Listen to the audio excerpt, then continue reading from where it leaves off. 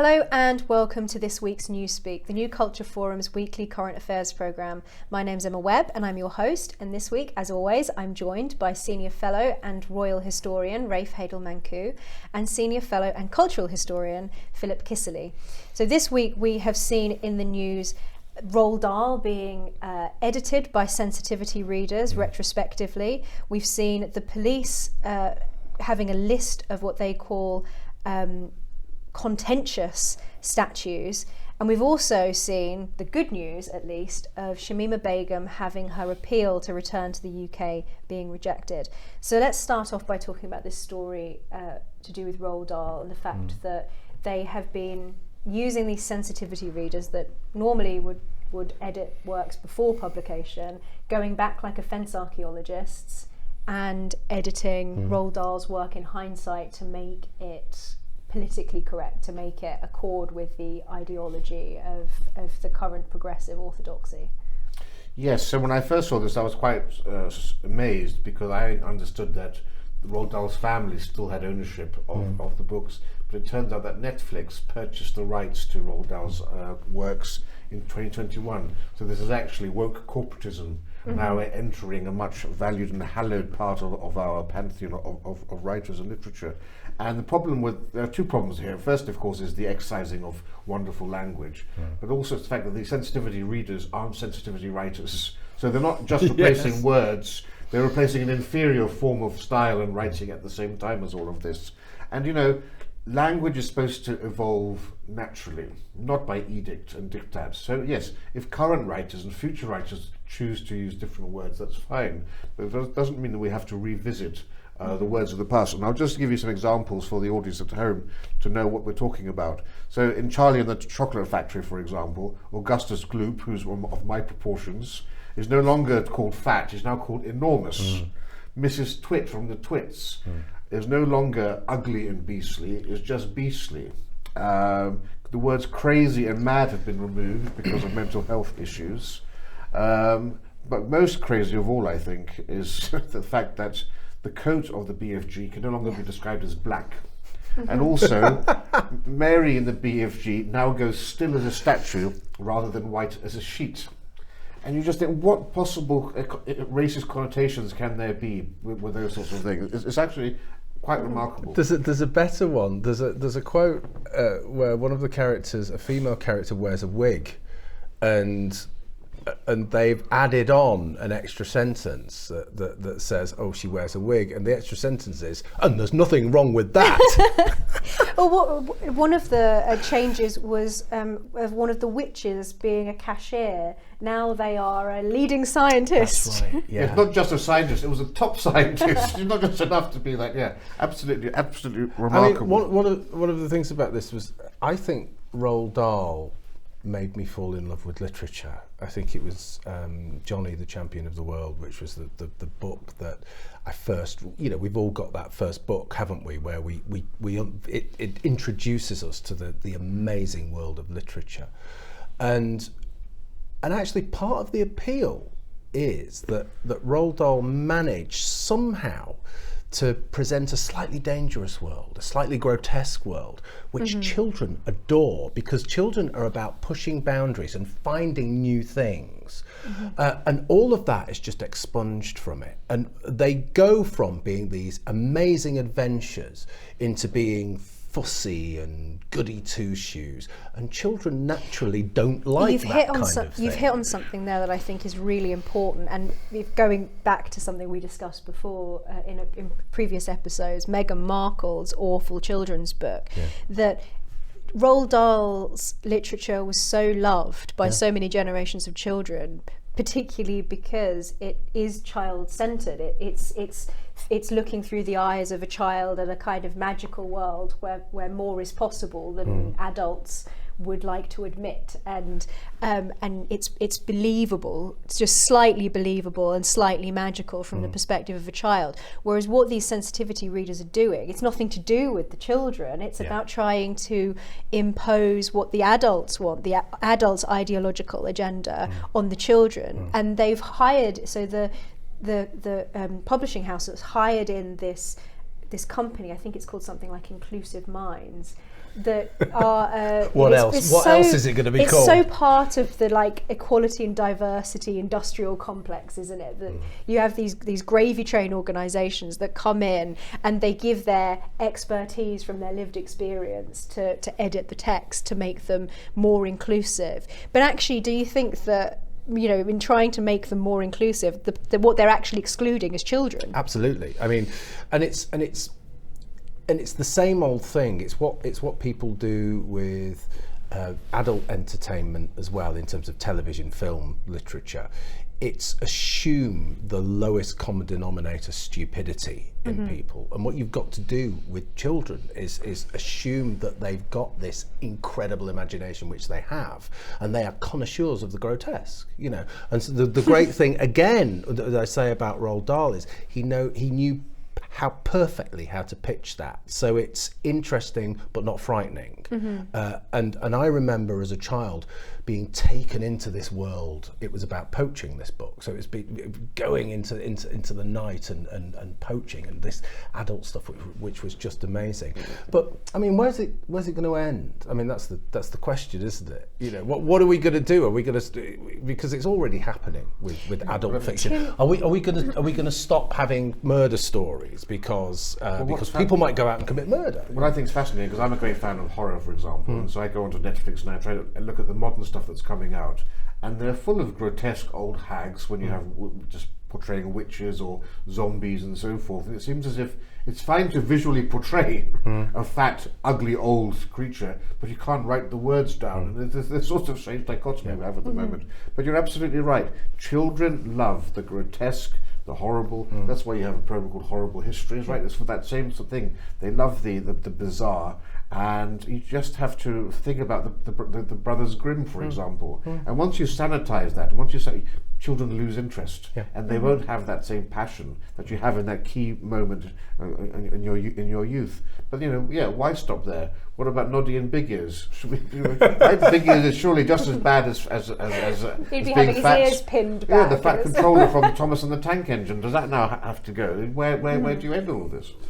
So Tim Stanley, I thought it was brilliant. He wrote this article for the Telegraph and saying that this reminded him of Victorian prudes going through an art gallery, drawing knickers on all of the nudes. Do you think that this is, you know, something that we've seen throughout history? This is just, you know, prudes who are trying to impose their sensibilities onto texts from the past, onto works of art and so on? Or do you think that, as we've discussed more broadly in relation to statues, as we'll come on to in a minute, that this is actually something that's much more sinister than that? I think it's both of those things. I think it's both of those things simultaneously, because on the one hand, it is prudes saying you're not allowed to do this, you know, taking the joy out of life. But on the other hand, it's actually working. So young people now, we've just had a conversation about this, actually, haven't we? Where lots of young people are turning into the prudes that people are making them. So it's actually working, and that's the really frightening Mary thing. Whitehouses, the progressive generation. It's the young fogies, Mary Whitehouse thing, and that's the really frightening thing. I see it in my professional life. It wasn't as apparent 5 years ago. I don't know whether I've said this before, actually. It wasn't as apparent 5 years ago, but young people who've been drenched in this stuff from birth, how can they escape it? You know, some of them will, but most of them won't. Why do you think this has blown up so much? Because there have been lots of stories recently about texts being changed, sensitivity readers, statues, street names that haven't blown up as much as this Roald Dahl story has. This seems to have really touched a nerve. Because he's so ubiquitous in the lives of this country.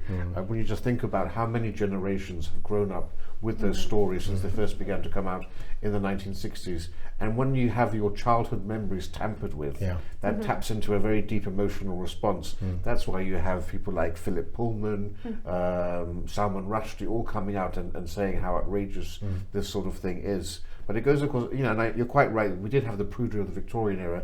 This is more sinister because it's ideologically driven to a degree in which the prudery of the past wasn't. And yes, Lady Chatterley's lover wasn't allowed to come out, and yes, in the 19th century they were filling in the nipples on the 18th century paintings.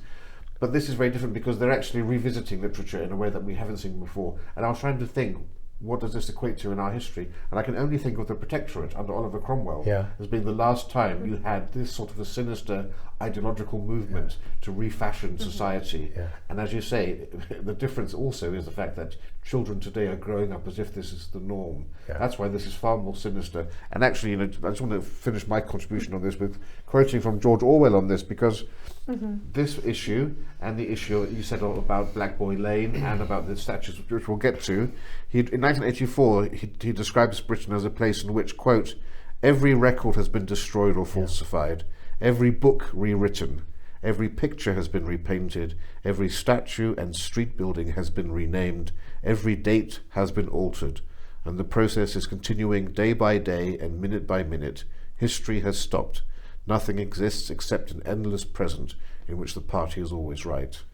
No. You completely preempted me, because I was just about to say that one aspect of Orwell's idea of this constant rewriting, is the idea of the memory hole. That the protagonist Winston Smith works in the Ministry of Truth, memory holing things that have been rewritten. So there have been a lot of people on social media who have said that they are either holding on to their contraband copies of Roald Dahl or trying to buy copies of Roald Dahl that haven't been changed, because it's not just that, I think people think only in terms of their own time. It's the same with the rewriting of street names, that once these things have been rewritten, we assume that people will remember that this is a rewrite, but actually the reality is that's not how history works. No, things will get lost, and the original versions of Roald Dahl and the original memory of those struck. I was thinking the other day, I was in a cab, and I noticed that there was a pub called the Duchess of I think it was called the Duchess of Kent. And then just around the corner, the next road was something like Arundel Street, and obviously the Dukes of Kent's seat is in Arundel. And it made me think. Norfolk. So the Dukes of Norfolk. It must have been the Duchess of Norfolk. And it made me think that the ways in which our geography and our geographical memory would be changed. Like, you wouldn't think, well, that might be something interesting to look into, what the history of this particular area might be. But I think there's another reason as well why this has been such a big thing, and it's juxtaposition. It's the brilliance of the writing versus the tin ear, the stupidness of the newer version. And I think everyone's appalled by that. Even the people on that side must see that this is just, it's always a word I used before, it's grotesque. And it's not entirely new, of course. I'm old enough to have the original Noddy books and Enid Blyton, where you've got the gollywogs in my copies. And now, versions of Tintin as well. Now they're all goblins, right? Instead of gollywogs. But you're quite right. The idea here is to refashion Western society into a year zero, and by making things off limits, you eventually remove them from the collective memory, from the national memory. So memory holding is just the same thing. So that ties in very neatly to this story that you've been on Talk TV talking to Kevin O'Sullivan about, these contentious statues that have been listed by the police as potentially being at risk of vandalism. One of them was the Cenotaph, others were statues of Sir Winston Churchill. So do you want to tell us a bit more about those contentious statues? So this is a secret list that the Metropolitan Police have compiled, which was revealed by Policy Exchange think tank in a report that they did.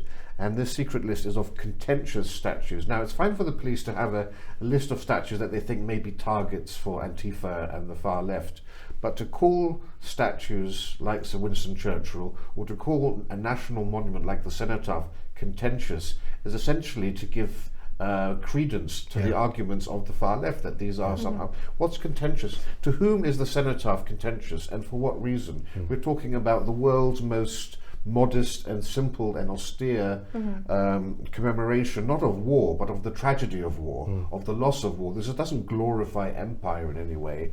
Cenotaph means an empty tomb, and you just sort of think about those few remaining Second World War veterans whose friends laid down their lives to fight for the freedoms we enjoy today, and which are being abused by the far left through these vicious attacks and desecrations of these monuments.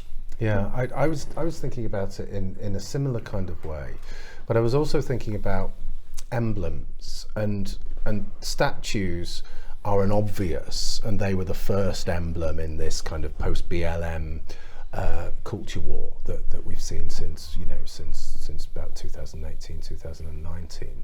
But there are also other things as well, aren't there? You know, along with statues, there are things like cars. Cars have become a major thing, haven't they? You know, with the environmental thing. You know, and the other thing is food as well. So there's another story we've been talking about, which is the Cambridge University forcing everyone to be vegan in the canteen. You know, it's a similar kind of thing. You know, so if statues are off limits, if the cenotaph is off limits, and cars are off limits, and my God, the food we eat is off limits, then it's an all-out assault, isn't it? It's interesting that in some ways our society seems to be completely incapable of taking a moral stance on something. The Church of England is a perfect example of this. Find it impossible to assert any kind of value on society, but at the same time, from this other direction, we are actually seeing this imposition of an extremely restrictive kind of moral framework on society, where you have to be vegan, you have to be zero carbon, you have to be, you know, you have to be sensitive to all of these sort of orthodox considerations. That it's more than a kind of prudishness. It's a kind of, I know lots of people have said it's a new religion, but it's interesting that in some ways we're incapable of you know, promoting the values that we've inherited as a society, but these new values they're not even recognised. Well, they're a complete anathema to the values of the past, and so you have to actually question them. What are the motives here? And the motives aren't to actually try to raise society up to a new set of morals. It's actually at its heart a nihilistic attempt, fueled out of cultural self-loathing and national self-loathing, but it's an attempt to undermine the very foundations of British society. You've got to remember, the far left, these are cultural Marxists, detest the notion of a nation state. And who are they attacking? They're attacking Winston Churchill, they're attacking Francis Drake, they're attacking Nelson, the Cenotaph, you know, things that symbolise the very essence of Britishness and of the British spirit. That is the motivation. I think the only way it's going to change, the only way the oil tanker is going to turn round, is if we get right down to rock bottom. Now, I don't know what rock bottom's going to be, but it's almost as if you said it was like a religion. We've said it's like a cult. It's also like an addiction, I think. And the only way you get over that addiction, you know, I'm addicted to virtue, I'm addicted to demonstrating how good I am, I'm addicted to telling you that you're evil and wicked and far right. The only way you get out of addiction, or many people get out of addiction, is to hit rock bottom. And that's a really depressing thing to say, I know, but I think it's true. And that's how I more and more I'm seeing this as an addiction, and people afflicted with an addiction. Well, it's a long, hard road, though, and it's difficult to see where the light at the end of that tunnel will be when you consider you have at least 3 generations beneath us who are inculcated and indoctrinated with this viewpoint. When teacher training colleges are actually at the black heart of this ideology and this woke movement, not just in universities, but in primary schools, secondary schools, where you have children being taught about slavery and racism at a very, very, very young age. So the equivalent of this, in terms of hitting rock bottom, would be Central and Eastern Europe, right, where they had all of their statues removed, they had their history rewritten, they had national heroes written out of the national story in order to recreate this communist ideal. And it was only with the collapse of communism that you had this restoration of national symbols and flags. You had an ancestor who was... So the oldest civic statue in Lviv in Ukraine, which was for centuries part of Poland, was of my ancestor who led the cavalry at the siege of Vienna against the Turks. But for Lviv, he saved the city of Lviv from Tatar and Muslim invasion, and his was the oldest civic statue in Lviv. And as soon as the Soviets took over Poland, which included Ukraine, behind the Iron Curtain, they removed that statue. It's been gone forever. There have been lots of efforts tried to relocate it, but that was part of the way that you tried to get a society to submit, was to remove all of the visible ties that connected the people to their national story, and that's what we're seeing exactly here. Do you think that, if the police have swallowed these ideas clearly by unthinkingly probably describing these statues as being contested, that actually in some ways that battle has already been lost, because you can't, in the same way as we've seen museum curators who want to hand back all of the museum's items to other countries, they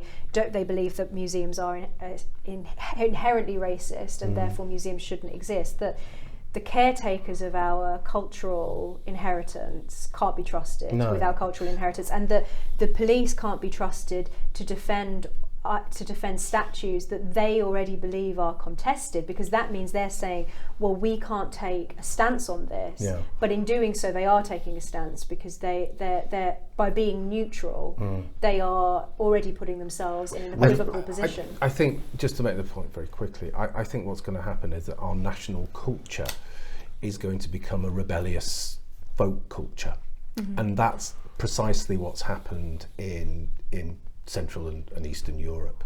So my father came out of Hungary in 1956, always held that culture with him, and when we went back in the 70s and 80s, it was very much a subterranean culture. The idea of Hungarianness, the idea of nationalism was always there, but it was just subterranean, and I think that's how it's going to go here. And make no mistake, we are living in a post-revolutionary society. Yes. Our institutions have been captured, and the far-left radical extremists and Antifa you see on the street are just the foot soldiers of this movement, which has full support from top to bottom. So Philip mentioned hitting rock bottom, and I don't really want to know what that place looks like, but do you think that actually we'll be seeing a kind of gradual, as we saw this sort of like flurry of activity of vandalism and statues being removed and things like that, that actually if the revolution has happened as such, and that a lot of these ideas have already been sort of digested by the police and other institutions, that what we'll see over the next 10, 15, 20 years is a gradual undermining and erosion of, even things like the Cenotaph, the idea of the sanctity of that place, the idea of respect to the dead, that culturally speaking, as the generations that have been educated in recent decades become adults, that we will see the gradual undermining of our entire cultural inheritance. Absolutely. We're only ankle deep in the quicksand, and we have a long way to go. I don't know how, I don't expect in my lifetime to see this improving in any way whatsoever. And I'm on Facebook, and you get these reminders of anniversaries. 10 years ago I had a reminder that I put a photograph of a National Portrait Gallery exhibition on Churchill, and it said Winston Churchill, peacemaker. And I just thought, gosh, how far we've come in 10 years. You couldn't imagine any gallery in this country describing Churchill in that manner. 20 years ago I was pleased to be with Mo Molam at the BBC putting forward Churchill's case for being the greatest Briton, and the nation voted overwhelmingly for that. And I still think most of the nation still would, but that percentage would be far smaller now than it was then. Yeah, imagine that now. I mean, but you're absolutely right, Rafe. I suppose just to finish the point, it is. We're in a post-revolutionary society. It's been a Kierkegaardian revolution, a Gramscian revolution, and we're way down the road. We're way down the road. Well, that's nice and depressing. So shall we move on to the good news that Begum is not being allowed back into the country? So this week also in the news we've seen that the court has ruled that that it was right to strip Begum of her citizenship, and she won't be allowed back. However, we shouldn't count our chickens before they hatch, because the legal team have been very clear that they're going to keep trying to get her back here, and that they will probably endlessly appeal wherever they can. So the decision is sort of final, but not really final.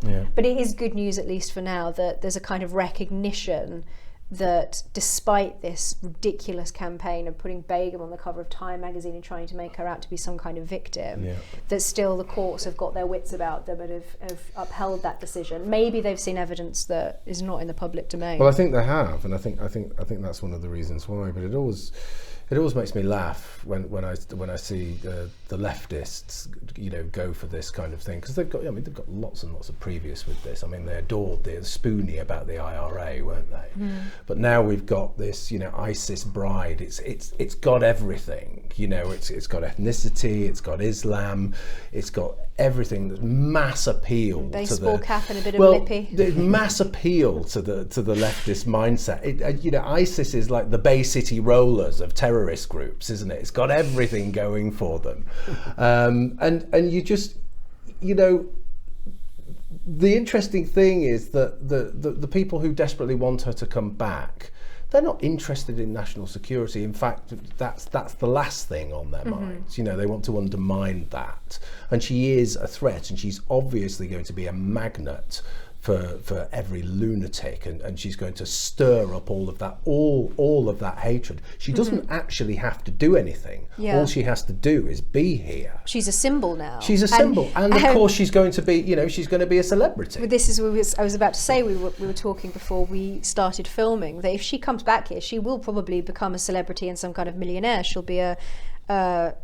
as well as being a flashpoint for these sorts of issues, she's going to become some kind of reality TV star. And don't think she wouldn't end up in the Big Brother house, I mean, absolutely right, and she, the BBC, the Begum Broadcasting Corporation gave her own podcast. This is an attempt to rehabilitate this woman, and so despite all of that, the courts have, through every stage of this process, thwarted her attempts, and I'm actually quite hopeful that, that this will ultimately prove successful, because, as you say, the security services still regard her as a threat. A lot of information we're not privy to, and those decisions have been made, and she's made her bed, and unfortunately for her, it's a refugee camp bed, and she's going to have to be content to sleep in there for the future. And for all those bleeding hearts who have been moaning on Twitter today, I've been looking at them saying what a disgrace this is. Save your tears for those poor Yazidi women who were raped, enslaved as sex slaves, those people who were beheaded, set on fire and tortured. Why do we hear nothing about them? Why are you championing this woman when there are all of these really disgusting things happen to people? Well, it just goes to show, doesn't it, the moral bankruptcy of the left and of the media establishment, that they don't really even think twice about the fact that they're giving this woman this huge platform to whinge about her victimhood. And I'd love to see South Park do an episode about Shamima Begum, as they've done with Harry and Meghan. Well, but the fact that they can do this without even batting an eyelid at the because it's not going to make them, it's not going to get them the clicks if they put a Yazidi woman on the front of the magazine. But they don't seem to even have these sorts of considerations, and now they're trying to basically do the job of Begum's PR team by spinning this argument that she was sex trafficked, and that trying to create this kind of victimhood narrative, even though after she'd already started making her appeals to come back here to the UK, she'd said that she was happy that she'd met her husband, that she wouldn't have met him if she back in England. As far as I know, she stayed in touch with him. I think they may even still be married. His mother, her husband's mother, has come out saying that she should be allowed back into the UK. Well, the same thing on Twitter. I'd called her a tweet, I think, from a couple of weeks ago. I'd said she's obviously a psychopath, and a load of leftists have come back and said, how do you know? You're a historian, you're not a psychologist. And I'm thinking the basket full of severed heads, in the front garden, and she's going about her business singing show tunes. I think that's probably not. I made no mistake about what you were saying is absolutely correct. Look, this woman was 15 when she went over, right? But this idea that she was some young, naive teenage girl in 2000, A-star student. She was a recruiter. She was a recruiter, right, for the caliphate. And in 2019, when they finally found her in this refugee camp, she was 20 years old, and she said that she had no regrets whatsoever about joining ISIS. It was only a year later, 2021, just 2 years ago, when her passport became an issue of peril, that she suddenly changed her story when she knew that it was in her advantage. And even the journalist... And you never hear that mentioned by journalists. The journalist who interviewed her said that she's changed her story every single time as well. None of it actually matters. The only thing that matters is she a threat to national security? Yes. So she can't come back. But there's a bigger issue here, though, and that's, forget Shamima Begum, there were 900 at least other people from this country that went to Syria to fight for ISIS in the caliphate, and half of those at least have come back. That's around 500 people, and these are battle-hardened men who are running up and down the... And with Shamima Begum, she at least had, or could have claimed, Bangladeshi citizenship. So you can strip your British citizenship away, but the UN doesn't allow us to make somebody stateless. I've argued that we have, in Britain, we've got various types of citizenship. You've got British citizen, you've got British subject, British national. There's also something called British overseas citizen, where you have a citizenship and a passport and the right to consular advice, but you don't have the right of abode here.